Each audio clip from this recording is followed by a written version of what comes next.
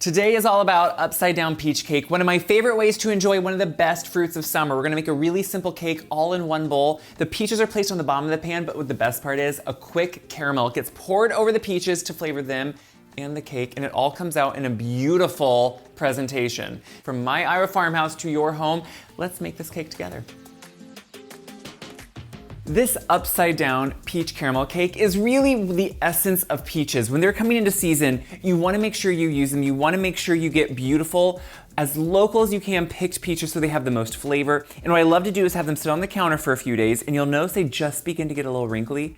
That means they're gonna skin off beautifully, peel beautifully, and guess what? Make a perfect cake. So since this is upside down, and I do wanna put a caramel with it to really enhance the flavor of the peaches, the caramel has a slight bitter note with that burnt sugar flavor, and it's gonna work super well with the sweetness of those ripe peaches. So to start, we wanna make the caramel. And I do a dry caramel method, meaning only sugar until it's melted into a caramel. I think that's easy, I think that's quick, and I think everyone can learn to do it with no fear. So we're gonna take some sugar, and we're gonna put it into, I like a shallow pan just so I can watch it easier. So this is a small skillet. You can do a 4-quart too if you want to, whatever works best. And I'm gonna take this over and put it over medium to medium low heat. I like to do it slow. And slowly what we're gonna do is watch until just around the edges we start to see that it becomes clear and starts melting. Then we're gonna begin to pull it in until it's completely melted and the color's perfect.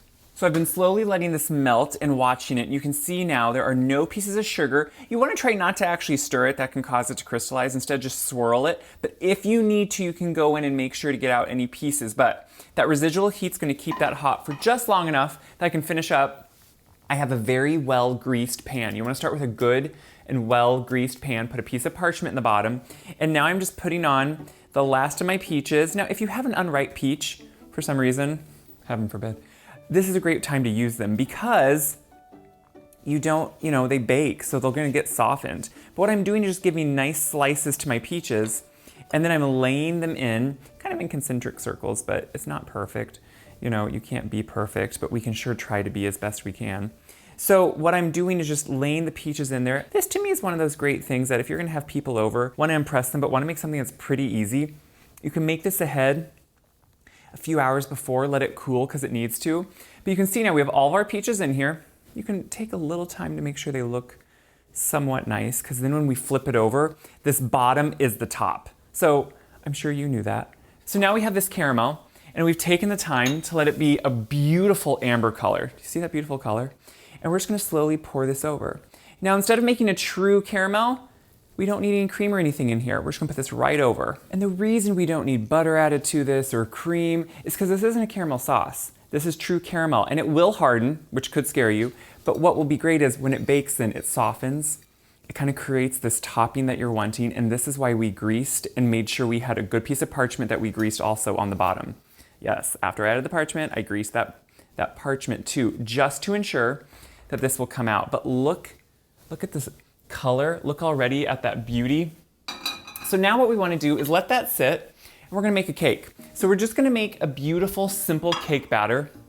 And this is one you can just make in a bowl. It takes a little bit of elbow grease maybe to put together, but you can do it. So I'm just gonna take the spatula that I have a little bit of caramel on, but that's fine. Some room temperature butter, and we're doing that because we want it slightly soft. It's easier to mix than with some sugar. So yes, we have sugar in the caramel, but that's not just sweet, that has those bitter notes too. So we need the sugar in the cake to actually, one, give structure to the cake, but also offset and give you that nice sweetness. So I'm first gonna start by just mixing these together pretty easily, but then I'm gonna get my whisk and slowly whisk them.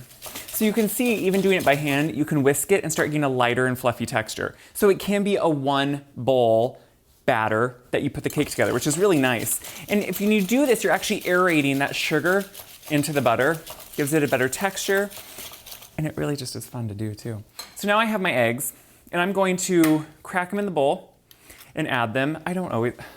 I'm doing best practice right now. I'm trying to be good. I'm cracking them in a bowl to make sure I get no shell. And then I add it in there. So I'll do one at a time into the batter. But right here, again, I'm just doing my second to make sure no shell. But now right here, I'm just gonna start mixing it in. When you mix them in one at a time, it's just easier and they mix in more evenly. And that's the important thing here, is making sure everything is even. So there's the first one. And see how quickly it comes together in there? I love that. And now we can just add the second. And with the second one, I'm just gonna add the vanilla in too. And It's vanilla. You measure with your heart. Now, I make my own vanilla, so I always think it has an even better aroma, but I don't skimp on it. I like to make sure I get that good vanilla flavor in there. So I'm gonna mix in that remaining egg and vanilla, which it gives it kind of more of a loose texture at first. Sometimes it can look a little curdled, but you don't have to worry about that.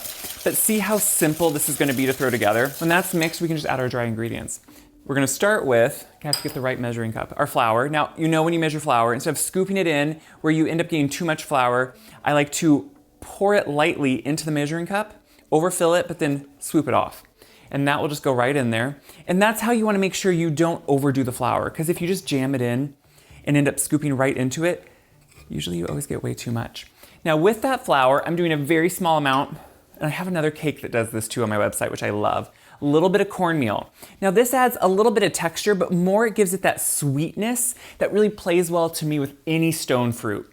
Plums, apricots, peaches, nectarines, all that. I just think that cornmeal really pops in there. A little bit of salt, that's always gonna be important. I use kosher salt.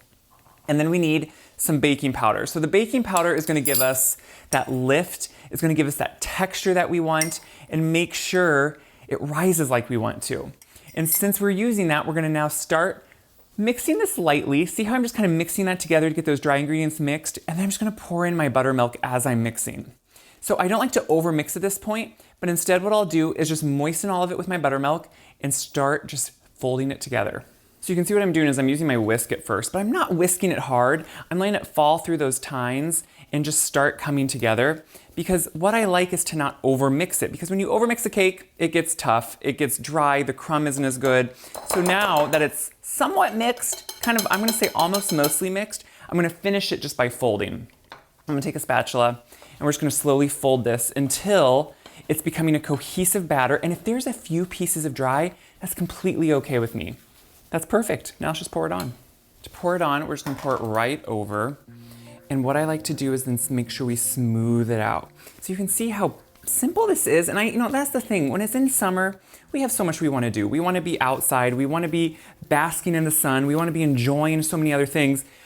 But you also wanna enjoy the fruit, the flavors. So this is a really nice way that is pretty quick, pretty simple, but also elevated. And I think that's the important part. We can do these elevated, beautiful things at home, and they have so much flavor.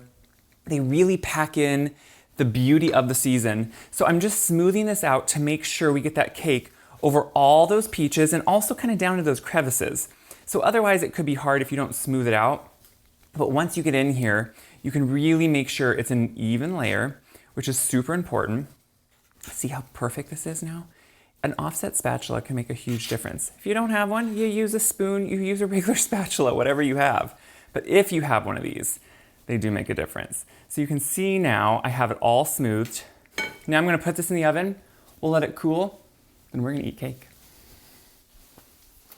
I took this out of the oven. You can see it should get a nice crack in it, be nice and golden around the edges. And you wanna let it cool for about 15 minutes, 20 minutes, because you want it to be still a little warm when you turn it out.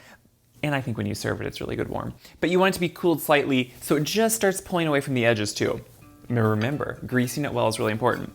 So I have a plate here. I'm gonna just turn it out onto a plate. You can do it onto a cake plate. Whatever you wanna serve it on is really what's important here. And look how simple, hopefully, this is gonna be. Now, whenever you do this on camera, it tests you, but if we pull up, and if you need to, you can always get your pads to do it too, but look at that.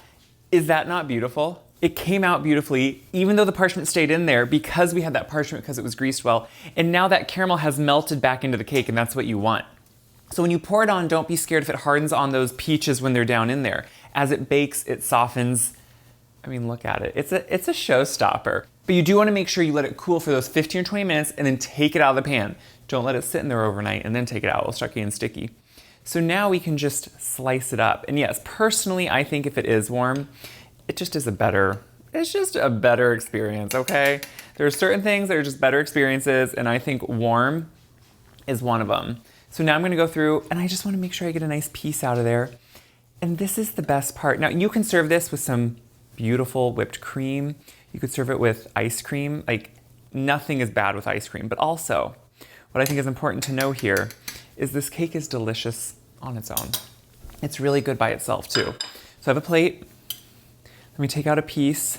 Oh, look at that. Look at the crumb on that cake. Look at that caramel topping with that peach. I mean, this is pure summer right here.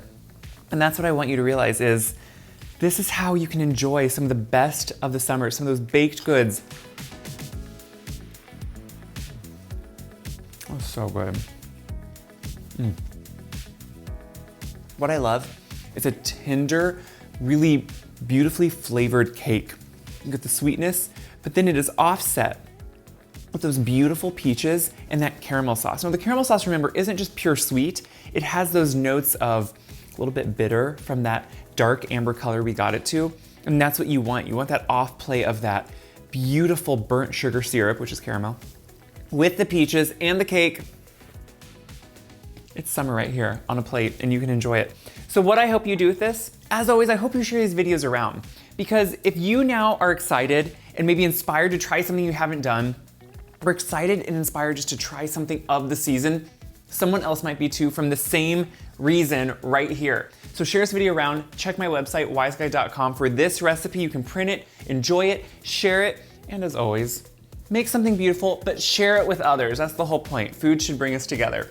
So until next time, get some peaches and make some cake.